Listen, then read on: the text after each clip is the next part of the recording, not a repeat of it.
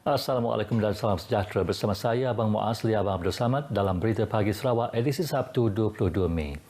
Jabatan Kesihatan Sarawak mengisytiharkan satu lagi kluster baru iaitu kluster Jalan Simpang 3 Kuching. Jawatankuasa Pengurusan Bencana Negeri JPBN dalam kenyataan medianya memaklumkan kluster tersebut merupakan kluster di tempat kerja yang dikesan melibatkan sebuah pusat beli belah di Kenyalang Park, Kuching. Sejumlah 44 individu telah disaring di bawah kluster tersebut. 14 kes telah dikesan positif COVID-19 termasuk kes indik manakala 30 kes didapati negatif. Pengesanan kes melibatkan kluster ini masih dijalankan. Kesemua kes yang didapati positif COVID-19 telah dirujuk ke Hospital Umum Sarawak dan dimasukkan ke PKRC di daerah Kuching dan Serian. Sementara itu, 4 kluster diisytiharkan tamat semalam iaitu kluster Bulatan Aman Sibu, kluster Kampung Binyuk Kuching, kluster Jalan Puncak Borneo Kuching dan kluster Jalan Bintulu Sibu Tatau. Manakala 80 kluster masih aktif. JPBN memaklumkan 8 kematian baharu dilaporkan semalam menjadikan jumlah keseluruhan meningkat kepada 247 kematian. Kes-kes kematian melibatkan warga tempatan berumur antara 62 dan 85 tahun di Kapit, Serike dan Seratok. Dalam pada itu, 612 kes baharu COVID-19 direkodkan semalam dengan 369 daripada jumlah tersebut dikesan di daerah Sibu, Bintulu, Miri dan Kuching. JPBN turut memaklumkan Perintah Kawalan Pergerakan diperketatkan. PKPD akan dilaksanakan di Rumah Rimbun Sungai Kelampai Seratok bermula semalam. Sementara itu, PKPD di 8 lokaliti telah ditamatkan melibatkan kawasan di Bintulu, Tatau, Pakan, Meradong dan Serike. Masyarakat Dayak di bahagian Miri dinasihatkan untuk tidak pulang ke kampung atau rumah panjang bagi menyambut Hari Gawai Dayak yang bakal tiba tidak lama lagi.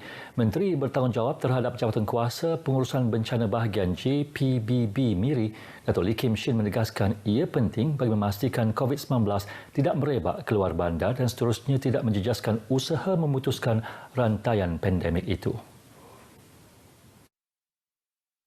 Menerusi kenyataan medianya, Datuk Lee yang juga Menteri Pengangkutan menegaskan ia juga selaras dengan garis panduan Perintah Kawalan Pergerakan Bersyarat PKPB yang diumumkan Jawatankuasa Pengurusan Bencana Negeri JPBN yang dilanjutkan sehingga 7 Jun selain syarat-syarat SOP COVID-19 yang diperketatkan seperti yang telah dikuatkuasakan pada 12 Mei. JPBB Miri sebelum ini telah memaklumkan 11 buah rumah panjang di bahagian Miri, masing-masingnya 5 di daerah Beluru, 4 di daerah Subis dan 2 di daerah Marudi telah pun tamat tempoh Perintah Sekatan Pergerakan. Kini hanya berbaki satu sahaja lokaliti yang masih dalam Perintah Sekatan Pergerakan iaitu Rumah Genatan Sungai Kenyalang di daerah Subis. Beliau juga mengingatkan penduduk Miri mematuhi SOP sambutan Hari Gawai semasa Perintah Kawalan Pergerakan Bersyarat dan Perintah Kawalan Pergerakan diperketatkan yang dikeluarkan oleh Unit Hal Ehwal Agama-Agama Lain UNIFOR. Sebuah lagi pusat kuarantin dan rawatan COVID-19 berisiko rendah PKRC perlu diwujudkan di Seri Aman sebagai persediaan menghadapi peningkatan kes positif di bahagian itu. Menteri Muda Kesejahteraan Komuniti Datuk Francis Harden Hollis berkata pembukaan sebuah lagi PKRC penting berikutan kebimbangan pihak Hospital Seri Aman mengenai kapasiti PKRC sedia ada ketika ini. Jelasnya dengan adanya PKRC baharu, ia memudahkan proses menempatkan pesakit yang ketika ini sebahagian besarnya ditempatkan di PKRC Betong selain dihantar ke PKRC Serian. Beliau menyatakan demikian semasa mesyuarat secara maya mengenai status terkini kes COVID-19 di bahagian Seri Aman. Tambahnya, keperluan sebuah lagi PKRC memudahkan proses menempatkan pesakit yang mana ketika ini sebahagian dari pesakit ditempatkan di PKRC Betong Betong selain dihantar ke PKRC Serian.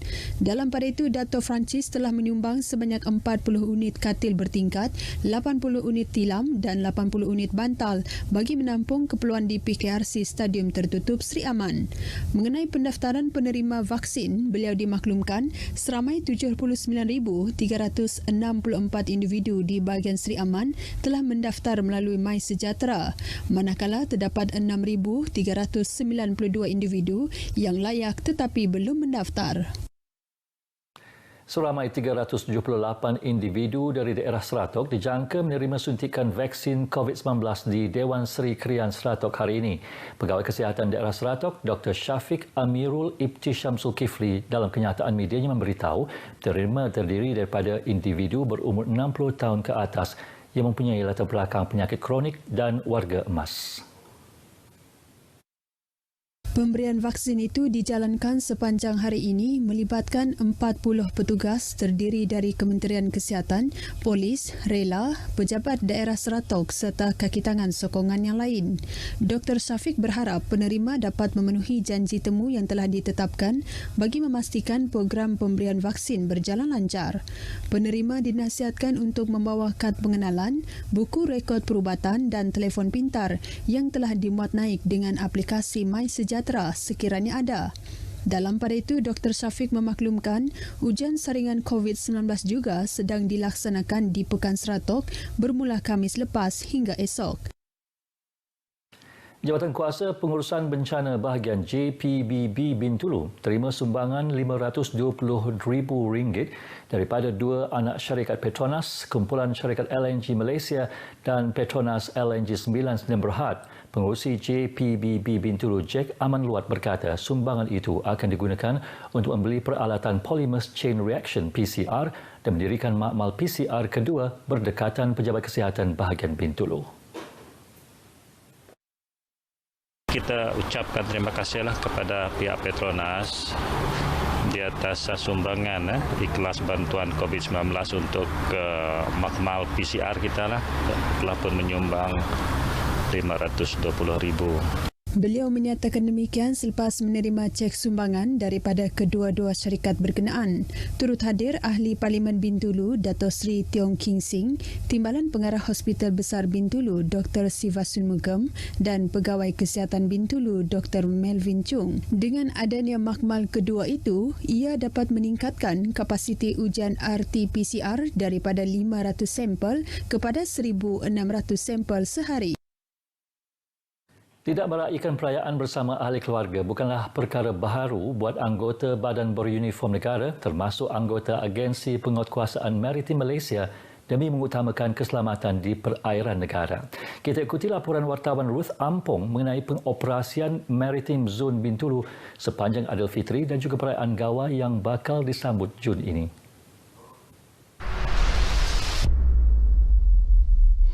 Operasi Benteng antara yang diberi penekanan terhadap pematuhan prosedur operasi standard SOP dalam kalangan pekerja kapal perdagangan, bot nelayan dan juga pekerja pelantar minyak bagi mengekang penularan COVID-19.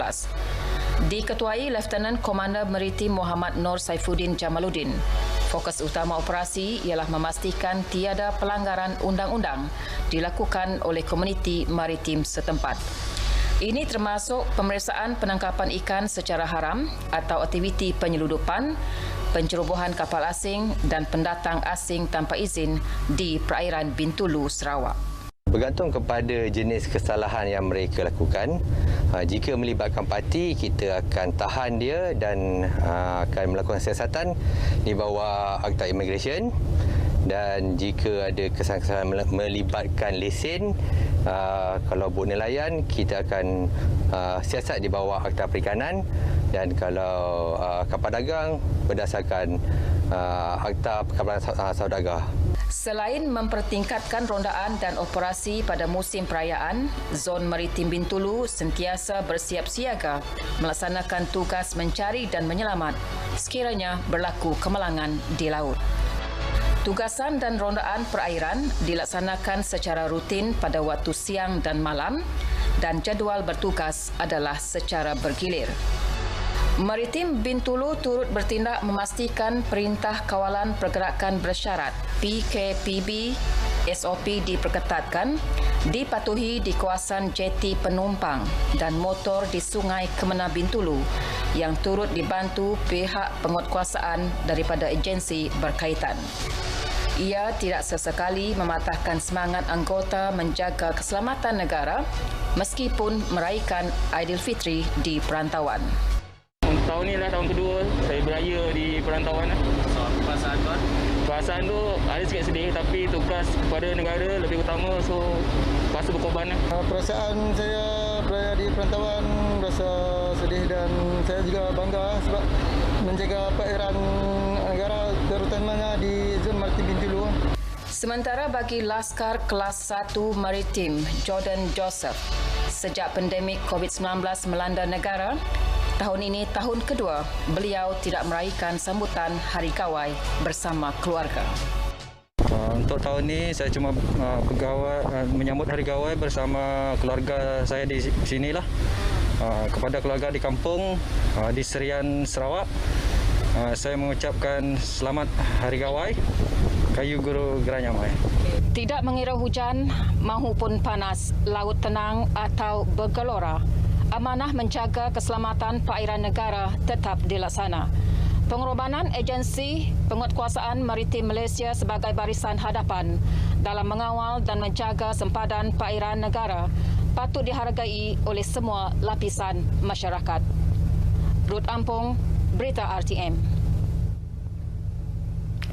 Projek naik taraf jalan di Sebayang dan Tusuk Tanjung Manis berjumlah RM580,000 beri manfaat kepada lebih 200 orang penduduk di rumah panjang di kawasan berkenaan.